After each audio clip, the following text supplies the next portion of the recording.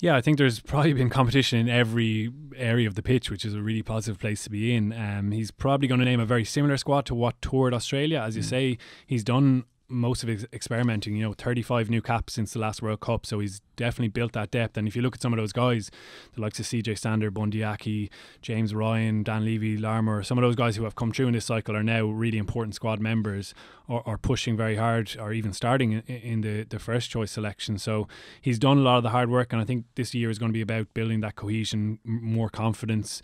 There is still a bit of scope. We mentioned Will Addison earlier on. I'd be very surprised if he's not in the squad. Schmidt's been a fan of him for several years. I think they've been in contact for quite a long time, and even the fact that he comes back now, I think that was a kind of long-term project. He was in Australia training with them. He was conveniently on holidays over there, visiting his sister, I think, and comes in for a week, trains there. He's in the camp in August as well, so he's up to speed. The versatility is really important. He's playing 13. Obviously last weekend he was playing 13, but he can play on the wing. He's at fullback. He was impressive at fullback at the start of the season as well, so I think if you're only taking 31 players to a World Cup, that's a really enticing aspect of it. As well as that, he just has all that little detail. Look at his fight on the ground, the kind of body ball that Schmidt works on a lot and is so key in the game.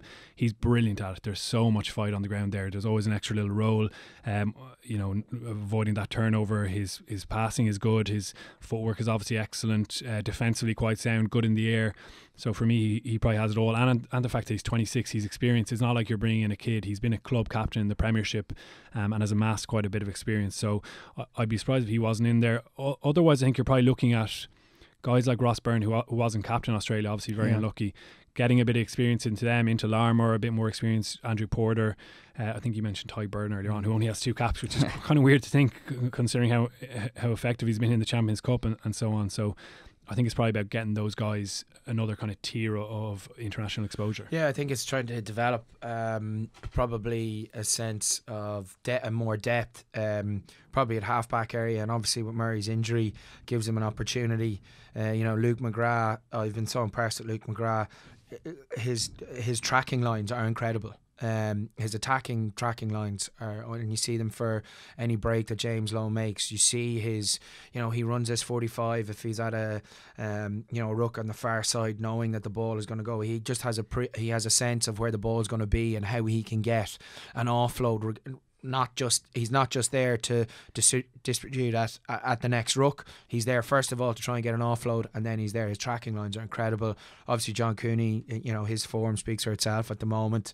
Kieran Marmion's going to be in the mix, and it just gives them an opportunity to develop two more underneath Murray over the next kind of 3-4 weeks, and I think it's important that probably you might see a situation where Ross probably starts one game, possibly the one in the US, and then Johnny gets 2 and Joey gets 1, and then they've kind of hit a nice balance that everyone has had some kind of game time.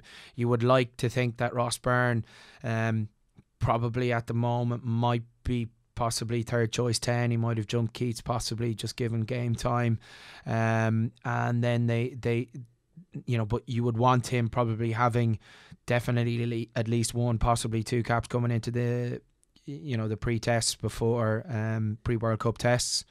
So I think this 4-week block gives them an opportunity to develop a small bit more depth around halfback. That would be my thing. I think where they need to build on.